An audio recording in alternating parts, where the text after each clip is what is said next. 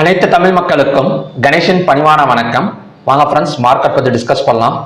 So இன்னைக்கு வந்து Nifty expiry, அது மட்டும் இல்லாமல் bank Nifty, fin Nifty, mid cap Nifty எல்லாத்துக்குமே பார்த்தீங்க அப்படின்னா ஒரு மந்த்லி எக்ஸ்பைரி அப்படிங்கிற மாதிரி சொல்லலாம். ஸோ அதை பேஸ் பண்ணி நமக்கு வந்து மார்க்கெட் கொஞ்சம் செல் சைடு வந்து போயிட்டு இருக்கு. இப்போ காலையில் வரைக்கும் கூட கிடையாது, இப்போ நேற்று வரைக்கும் கூட நமக்கு வந்து ஒரு பை சைடு தான் ஸ்ட்ராங்காக வந்து இருந்தது. பிகாஸ் ஆஃப் இந்த ஈரான் யூஎஸோட பேச்சுவார்த்தை வந்து கூடிய விரைவில் வந்து முடிய போகுது அப்படிங்கிற ஒரு கான்செப்ட் இருந்தது. ஸோ அதை பேஸ் பண்ணி தான் நேற்றெல்லாம் பார்த்தீங்க அப்படின்னா நம்ம ஆல்ரெடி இந்த வீவெல்லாம் பார்த்துருந்தோம். ஒரு டபிள்யூ பேட்டர்ன் வந்து கிரியேட் ஆயிருக்கு. ஒரு 23,857 பிரேக் அவுட் பண்ணால் ஒரு பை சைட் போகிறதுக்கு சான்சஸ் இருக்கு அப்படிங்கிற மாதிரி. ஸோ இன்னைக்கு காலையிலையும் பார்த்தீங்க அப்படின்னா எஸ்டர்டேவோட ஹையை பிரேக் அவுட் பண்ணிட்டு ஓப்பன் ஆன இடத்துல இருந்து ஒரு 100 பாயிண்ட்ஸ் பக்கம் மேலே வந்தது அப்படிங்கிற மாதிரி சொல்லலாம். ஸோ நல்லா தான் வந்துட்டு இருந்தது.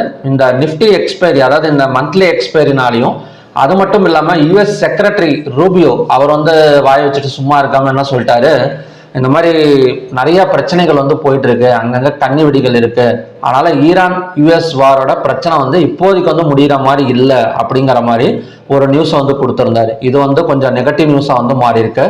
அந்த டைம்ல பார்த்தீங்க அப்படின்னா க்ரூட் ஆயில் காலையிலலாம் ஒரு ஆயில் எல்லாம் ஒரு $5 பக்கம் டவுன்ல இருந்தது. அங்கேருந்து க்ரூட் ஆயில் மறுபடியும் பார்த்தீங்க அப்படின்னா நமக்கு வந்து ரெக்கவரியை வந்து ஆயிட்டு இருக்கு.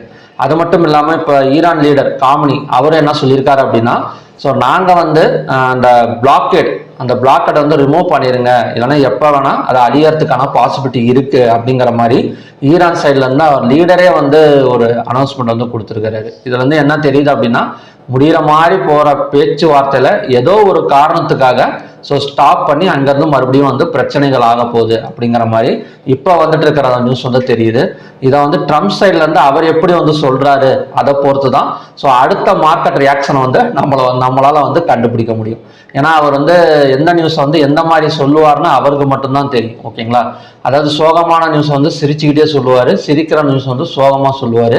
ஸோ அதனால் அந்த நியூஸ் வந்தால் தான் அதுக்கான எஃபெக்ட் வந்து நமக்கு வந்து தெரியும். ஓகே, இப்போதைக்கு வந்து இவர் யுஎஸ் செக்ரட்டரி வந்து அனௌன்ஸ் பண்ணியிருக்காங்க. அப்புறம் ஈரான் லீடர் காமினி அவர் 2 பேர் வந்து நெகட்டிவ் நியூஸ் வந்து கொடுத்துருக்காங்க. அதன் மூலியமா மார்க்கெட் கொஞ்சம் செல்லிங் ப்ரெஷர்ல வந்து போயிட்டு இருக்கு. ஓகே, பட் டெக்னிக்கல்ஸா வந்து ஸ்ட்ராங்கா தான் இருக்கு. அது எப்படிங்க, அதாவது பை சைடு வந்து ஸ்ட்ராங்கா இருக்கு. அது எப்படிங்கிறத நம்ம சார்ட் அனலைஸ் பண்றப்ப பார்க்கலாம். அதுக்கு முன்னாடி ஸோ நம்ம மற்ற விஷயத்த பார்த்துட்டு வந்துடலாம். இப்போ ஸ்டாக் ஹீட் மேப் எடுத்துக்கிட்டோம் அப்படின்னா ஃபுல் அண்ட் ஃபுல் பணத்தை வந்து கொஞ்சம் வெளியேடுது. Banking and finance sector stocks எல்லாம் நமக்கு வந்து கொஞ்சம் டவுன் ஆயிருக்கு அப்படிங்கிற மாதிரி சொல்லலாம். ஸோ அது வந்து டவுன் ஆகிறதுக்கு மெயின் ரீசன் வந்து ஸ்ட்ரைக்ல இருக்கு. இப்போ நிறைய பேங்க் வந்து ஸ்ட்ரைக்ல இருக்கு. அதனால நமக்கு வந்து பார்த்தீங்க அப்படின்னா பேங்கிங் அண்ட் ஃபினான்ஸ் செக்டர் வந்து டவுன்ல போயிட்டு இருக்கு. ஸோ மற்றபடி டிசிஎஸ், விப்ரோ இதெல்லாம் பார்த்தீங்கன்னா கொஞ்சம் செல் சைடு போயிருக்கு அப்படின்னு சொல்லலாம். இப்போ ஐடியில் 2 ஸ்டாக்ஸ் நல்லா இருக்கு, 2 ஸ்டாக்ஸ் வந்து நல்லா இல்லை. ஸோ மற்றபடி எல்லா ஸ்டாக்ஸ்ல இருந்து கொஞ்சம் பணத்தை எடுத்திருக்காங்க. அங்கங்க மட்டும் கொஞ்சம் பாசிட்டிவ்ல இருக்கு அப்படிங்கிற மாதிரி சொல்லலாம். இப்போ ஓப்பன் இன்ட்ரெஸ்ட் டேட்டா எப்படிங்க இருக்கு அப்படின்னா, கால் ஆப்ஷனை செல் பண்ணி புட் ஆப்ஷனை பை பண்ணியிருக்கிற மாதிரி க்ளோசிங்ல நடந்திருக்கு. அதாவது ஒரு 2 o'clock மேல இந்த 2 நியூஸ் வந்ததுக்கு அப்புறம் put option side buying pressure வந்து கொடுத்துருக்காங்க. கால் ஆப்ஷன் சைடு வந்து பாத்தீங்க அப்படின்னா செல்லிங் ப்ரெஷர் வந்து போயிட்டு இருக்கு. ஓகே, நெக்ஸ்ட் வந்து என்எஸ்சில 3,386 ஸ்டாக்ஸ் வந்து ட்ரேட் ஆயிருக்கு. அதில் அட்வான்ஸ் வந்து பார்த்தீங்க அப்படின்னா 1,531, டிக்ளைன்ஸ் வந்து 1,736, அன்சேஞ்ச் வந்து 119. கிட்டத்தட்ட இப்போ நெகட்டிவாக கம்பேர் பண்ணுறதை விட நமக்கு வந்து பாசிட்டிவ் சைடு வந்து அதிகமாக இருக்கு. 52 வீக் ஹைல 106 ஸ்டாக்ஸும் 52 வீக் லோல வந்து 33 ஸ்டாக்ஸ் இருக்கு. கிட்டத்தட்ட லோவா கம்பேர் பண்றதை விட நமக்கு வந்து ஹை தான் கொஞ்சம் அதிகமாக வந்து இருக்கு. Upper circular 129, lower circular 75. So இந்த அளவுக்கு செல்லிங் போயிருக்கிறதுலையும் ஒரு நல்ல விஷயம் என்ன அப்படின்னா, மிட் கேப் நிஃப்டி மறுபடியுமே வந்து ஒரு ஆல் டைம் ஹையை வந்து கிரியேட் பண்ணியிருக்கு அப்படிங்கிற மாதிரி சொல்லலாம். ஸோ மிட் கேப் நிஃப்டினால தான் இந்த இடத்துல வந்து ஒரு 106 வந்து 52 வீக் ஹையை வந்து கிராஸ் பண்ணியிருக்கு அப்படிங்கிற மாதிரி சொல்லலாம். ஸோ மிட் கேப் நிஃப்டி ஒரு நல்ல ஒரு பை சைடு பிரேக் அவுட். ஓகேங்களா? ஏன்னா இதுக்கு முன்னாடி ஒரு ஆல் டைம் ஹை வந்து எப்போ எடுத்தது அப்படின்னா May 8 வந்து எடுத்தது. அதாவது 14,590.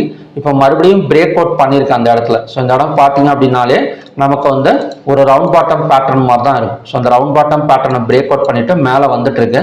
ஒரு நல்ல மிட் என்ன சொல்றது அப்படின்னா ஒரு buy side breakout. So maybe இன்னும் கொஞ்சம் கூட ஒரு 100, 120 பாயிண்ட்ஸ் இல்லை 200 பாயிண்ட்ஸ் பக்கம் மேலே வரதுக்கு சான்சஸ் இருக்கு. உடனே ப்ராஃபிட் புக்கிங் நடந்துருமா இந்த இடத்துல அப்படின்னு கேட்டிங்கன்னா கொஞ்சம் டவுட் தான். ஓகேங்களா? ஏன்னா already all time high create பண்ணியிருக்கு. ஸோ அந்த ஆல் டைம் ஹைக்கு மேலேயே நமக்கு வந்து க்ளோசிங் வந்து வைக்க போகும். ஸோ அதனால் தொடர்ந்து நமக்கு 1 நாள் 2 நாள் வந்து மிட் கேப் நிஃப்டி வந்து கொஞ்சம் பையிங்ல இருக்கிறதுக்கான பாசிபிலிட்டிஸ் இருக்கு. நெக்ஸ்ட் வந்து sector wise closing. So sector wise closing தான் ஐடி தான் கொஞ்சம் நல்லா வந்துட்டு இருந்தது. இப்போ அதுவுமே பார்த்தீங்க அப்படின்னா வெறும் 1.30 பாயிண்ட்ஸ் மட்டும்தான் பேலன்ஸ்டில் இருக்கு. ஸோ மற்றபடி bank Nifty, fin Nifty, health care, metal எல்லாமே வந்து நமக்கு வந்து செல் சைட் க்ளோசிங் அப்படிங்கிற மாதிரி சொல்லலாம்.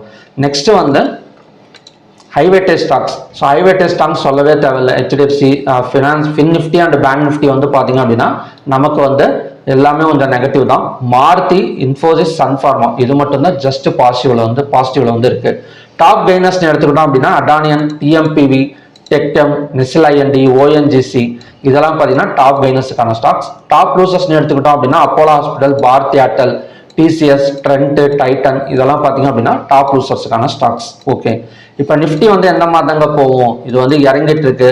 இப்போ வர 2 பேர் வந்து ஒரு நெகட்டிவ் நியூஸை வந்து ஸ்ப்ரெட் பண்ணியிருக்கிறாங்க. ஸோ ட்ரம்ப் வந்து என்ன சொல்லுவாருன்னு தெரியல. எல்லாமே கொஞ்சம் சஸ்பென்ஸாக இருக்கு. நம்ம வந்து சப்போர்ட் அண்ட் ரெசிஸ்டன்ஸாக பார்க்கலாம். அதுவும் வந்து ஒரு டபிள்யூ பேட்டர்னை பிரேக் அவுட் பண்ணிட்டு போன இடம் தான் நமக்கு வந்து சப்போர்ட். ஸோ இது வந்து ஒரு நல்ல ஸ்ட்ராங் சப்போர்ட்டாக வந்து நமக்கு வந்து ஒர்க் அவுட் ஆகும். அதாவது 23,000 இந்த இடத்த பார்த்தீங்கன்னா தெரியும். ஒரு டபிள்யூ பேட்டர்ன் பிரேக் அவுட் நடந்திருக்கு. கேப் அப் இருந்து அந்த கேப்பை ஃபில் பண்ண வந்துட்டு இருக்கு. ஸோ 23,857ங்கிறது ஒரு ஸ்ட்ராங் சப்போர்ட் ஜோன். ஸோ இதெல்லாம் பிரேக் அவுட் பண்ணாதான் நமக்கு வந்து கீழே இறங்குமே தவிர, ஸோ இப்போதைக்கு கொஞ்சம் பையிங் கண்டிஷன்ல இருக்கு அப்படிங்கிற மாதிரி சொல்லலாம். ஒரு க்ளோஸுக்கு மேலே ஓப்பன் ஆனாலோ இல்லைன்னா இன்னைக்கு ஓப்பனுக்கு மேலே ஓப்பன் ஆனாலோ கண்டிப்பாக நமக்கு வந்து 24,128 வரைக்கும் வந்துட்டு அங்கேருந்து டவுன் ஆகக்கூடிய சான்சஸ் இருக்கு. ஸோ நாளைக்கான சப்போர்ட் அண்ட் ரெசிஸ்டன்ஸ் பார்த்தீங்க அப்படின்னா 23,857ங்கிறது சப்போர்ட் ஜோன், ரெசிஸ்டன்ஸுங்கிறது 24,120. ஓகேங்களா? இப்போ நெக்ஸ்ட் வந்து பேங்க் நிஃப்டி பார்க்கலாம். இப்போ பேங்க் நிஃப்டியும் ஆல்மோஸ்ட் நமக்கு வந்து பையிங் கண்டிஷன்ல தான் இருக்கு. இன்னைக்கு மட்டும் ஸ்டாக்ஸ்ல இருந்து பணத்தை எடுத்திருக்காங்களே தவிர, பட் ஒரு 1 டே கேண்டலை வச்சு பார்க்குறப்ப ஸோ எஸ்டர்டே கேண்டல் லோவா கூட இன்னமும் வந்து பேங்க் நிஃப்டி வந்து பிரேக் அவுட் பண்ணல. ஸோ ஹையா பிரேக் அவுட் பண்ணாலும் க்ளோஸுக்கு மேலே ஒரு ஓப்பனிங் கொடுத்தாலும் கண்டினியூஸா நமக்கு வந்து அடுத்தடுத்து பையிங் ஸ்டேஜ் தான். ஒரு ஸ்விங் டார்கெட்னு எடுத்துக்கிட்டா கூட ஒரு 56,338 வரைக்கும் வரதுக்கு சான்சஸ் வந்து இருக்கு. அப்படி இல்லாமல் கொஞ்சம் கீழே இறங்கினா, அதாவது இந்த இடம் தான் நமக்கு நெக்ஸ்ட் சப்போர்ட் ஜோன். இப்போ பேங்க் நிஃப்டியில் பார்த்தீங்க அப்படின்னா ஒன்று நமக்கு எஸ்டர்டேவோட லோவஸ்ட் சப்போர்ட் எடுத்துட்டு மேலே வரும். இல்லை அப்படின்னா இந்த கேப் ஃபில்லிங் இருக்கு பார்த்தீங்களா? ஸோ இந்த கேப் ஃபில்லிங்கில் சப்போர்ட் எடுத்துட்டு மேலே வரதுக்கு சான்சஸ் இருக்கு. So 54,392 between 54,601. ஸோ இந்த ஜோன் எல்லாமே நமக்கான சப்போர்ட் ஜோன் தான். ஸோ நெக்ஸ்ட் ரெசிஸ்டன்ஸுங்கிறது இப்போதைக்கு பேங்க் நிஃப்டியில் வந்து நான் மார்க் பண்ணலை. ஏன்னா பேங்க் நிஃப்டி நல்ல ஒரு பாசிட்டிவ் கண்டிஷனில் இருக்கு. க்ளோஸுக்கு மேலே ஓப்பனிங் நடந்தால் கொஞ்சம் பை ஆகிறதுக்கு சான்சஸ் இருக்கு பேங்க் நிஃப்டியை பொறுத்த வரைக்கும். ஸோ நெக்ஸ்ட் வந்து fin Nifty. So fin Nifty அதே மாதிரி தான். ஸோ ஃபின் நிஃப்டியை பொறுத்த வரைக்கும் ரெசிஸ்டன்ஸுங்கிறது கிட்டத்தட்ட 26,603. ஸோ அதோட வரட்டும் பேசிக்கலாம். ஏன்னா இப்போதைக்கு இன்னும் இருக்குல்ல, கிட்டத்தட்ட 700 பாயிண்ட்ஸ் நமக்கு வந்து மேலே வரணும். ஸோ அது ஒரே நாளில் வந்துருமான்னு கேட்டிங்கன்னா கிடையாது. மேபி கொஞ்சம் ஒரு சில பாயிண்ட்ஸ் என்ன சொல்றது அப்படின்னா ஒரு 150 to 200 பாயிண்ட்ஸ் பக்கம் மேலே வரதுக்கு சான்சஸ் இருக்கு. நெக்ஸ்ட் சப்போர்ட் ஜோனுங்கிறது 25,794. ஸோ மிட் கேப் நம்ம வந்து ஆல்ரெடி பார்த்தது தான். ஸோ மிட் கேப் எப்போ வந்து பிரேக் அவுட் நடந்ததோ அங்கேருந்தே பார்த்தீங்க அப்படின்னா 15 மினிட்ஸில் காட்டுறோம் பாருங்க. 15 மினிட்ஸில் நமக்கு பிரேக் அவுட் நடந்த இடம் வந்து 10 o'clock மார்னிங் 10 o'clockல வந்து 15 மினிட்ஸ் பிரேக் அவுட் வந்து வச்சிருக்கு. ஓகேங்களா? ஸோ அங்கேருந்து 14,600லேருந்து ஒரு 80 பாயிண்ட்ஸ் பக்கம் மேலே வந்திருக்கு.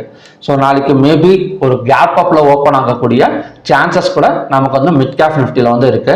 ஸோ அப்படி கேப் அப்பில் ஓப்பன் ஆனது அப்படின்னா அங்கேருந்து நமக்கு வந்து பையிங் கண்டிஷன் தான். இல்லை அப்படின்னா ஸோ இன்னைக்கான ஹை தான். சப்போஸ் நாளைக்கு இப்போ இன்னைக்கு க்ளோஸ் வந்து இன்னைக்கான ஹை வந்து 14,689 வச்சுக்கோங்களேன். நாளைக்கு கேப் வந்து 14,750 அப்படின்னு நடக்குது அப்படின்னா ஸோ இன்னைக்கான ஹை தான் நாளைக்கான சப்போர்ட்டாக வந்து ஒர்க் அவுட் ஆகும். ஓகேங்களா? நெக்ஸ்ட் வந்து சென்செக்ஸ். ஸோ சென்செக்ஸை பொறுத்த வரைக்கும் நெக்ஸ்ட் சப்போர்ட் ஜோனுங்கிறது 75,741, ரெசிஸ்டன்ஸுங்கிறது 76,611. ஓகேங்களா? ஸோ இதுதான் பார்த்தீங்கன்னா நாளைக்கான கண்டிஷன். இப்போ USD/INR மறுபடியும் ஸ்ட்ராங் ஆகிட்டே இருக்கு, அதனால பணத்தை வந்து வெளியே எடுப்பாங்களா அப்படின்னு கேட்டிங்க அப்படின்னா வாய்ப்புகள்ங்கிறது ரொம்ப கம்மி தான். ஏன்னா நேற்றே வந்து ஃபினான்ஸ் மினிஸ்டர் வந்து F&Oக்கு வந்து சில மாறுதல்கள், அதாவது பங்கு சந்தைக்கு வந்து சில மாறுதல்கள் வந்து நாங்கள் கொண்டு வர போகிறோம் அப்படிங்கிற மாதிரி அனௌன்ஸ் பண்ணியிருந்தாங்க. ஸோ என்ன மாறுதல் கொண்டு வருவாங்க? STTயில் அவங்க பர்சன்டேஜை இன்க்ரீஸ் பண்ணதை மறுபடியும் வந்து குறைச்சிருவாங்க. இதுதான் பார்த்தீங்கன்னா மாறுதலாக இருக்கும், சேஞ்சாக இருக்கும். ஏன் அப்படின்னா இதன் மூலியமாக தான் FIS வந்து பணத்தை வந்து வெளியே எடுத்துட்டு இருக்காங்க. ஸோ இந்த பட்ஜெட்டில் அனௌன்ஸ் பண்ணியிருந்தாங்க. அங்கேருந்து தான் FIS வந்து தொடர்ந்து செல்லிங் பண்ணிட்டு இருக்காங்க. ஸோ இந்த சார்ஜஸ் எல்லாம் கொஞ்சம் குறைக்கிறப்ப எஃப்ஐஎஸ் மறுபடியும் வந்து உள்ளார வரதுக்கு சான்சஸ் இருக்குது. ஸோ உள்ளார இந்திய பங்கு சந்தையில் முதலீடுகள் அதிகமாக போட்டது அப்படின்னா ஸோ நமக்கு ருப்பியோட வேல்யூ வந்து கொஞ்சம் ஸ்ட்ராங் ஆகும் அப்படிங்கிற ஒரு கான்செப்ட் தான். ஸோ இந்த சார்ஜை வந்து ஏற்றாமே இருந்திருக்கலாம், ஏதோ ஒன்று ஏற்றிட்டாங்க, இப்போ மறுபடியும் பார்த்தீங்க அப்படின்னா குறைக்க போகிறாங்க அப்படிங்கிற மாதிரி நாம் எடுத்துக்க வேண்டியதுதான். ஓகேங்களா?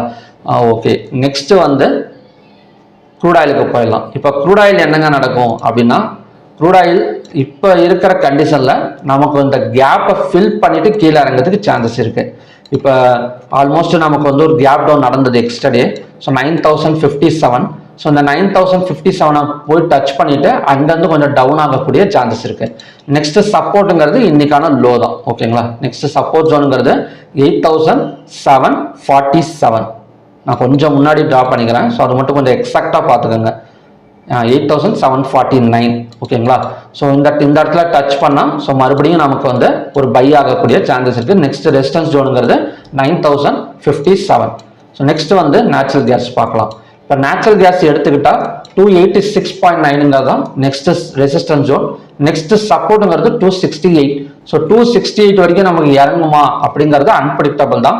பட் நெக்ஸ்ட் ரெசிஸ்டன்ஸுங்கிறது 286.9ங்கிறது கொஞ்சம் ஒரு நல்ல ரெசிஸ்டன்ஸ் தான். ஓகேங்களா? ஆல்மோஸ்ட் நேச்சுரல் கேஸ் நமக்கு 300 ரூபாயில இருந்து 267 ரூபாய் வரைக்கும் டவுன் ஆயிருக்கு. ஸோ அப்படியே எடுத்துக்கிட்டா கூட இதுதான் mid point, 286.9 mid point. So அங்கேருந்து டவுன் ஆகக்கூடிய சான்சஸ் வந்து இருக்கு. இப்போ கோல்டெல்லாம் என்னங்க, ஏதாவது ரெக்கவரி ஆகுமா இல்லை அப்படியே தான் இருக்குமான்னு கேட்டிங்க அப்படின்னா காலையிலேருந்து கொஞ்சம் செல்லிங் ப்ரெஷர் தான். ஸோ ரெக்கவரி ஆகிற மாதிரி தெரியல. ஸோ கோல்டு மட்டும் செல் சைடு பிரேக் அவுட் நடந்திருக்கு. ஸோ 1,58,098ங்கிறது நமக்கான நெக்ஸ்ட் ரெசிஸ்டன்ஸ் ஜோன். அதே மாதிரி சில்வர். ஸோ சில்வரை பொறுத்த வரைக்கும் நமக்கு நெக்ஸ்ட் சப்போர்ட்டுங்கிறது 2,69,456.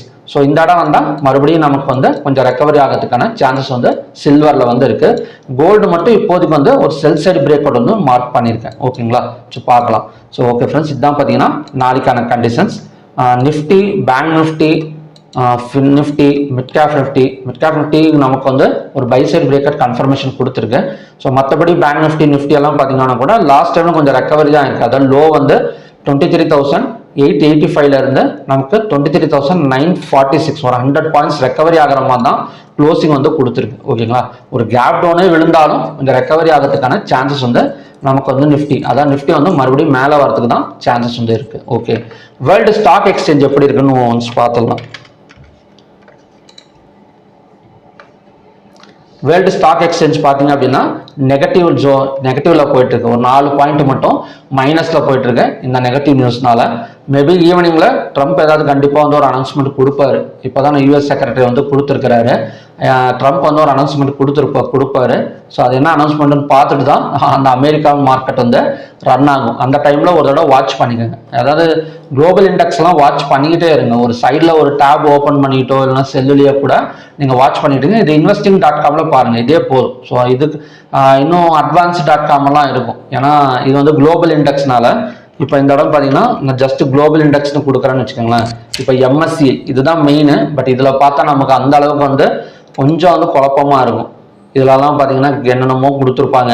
ஸோ இதெல்லாம் கொஞ்சம் கன்ஃபியூஷனாக இருக்கும். ஜஸ்ட் நீங்கள் இதில் பார்த்தீங்கன்னாலே போதும் அத்தனை பாயிண்ட் டவுனில் இருக்குது, ப்ளஸில் இருக்குது அப்படின்னு. ஓகேங்களா?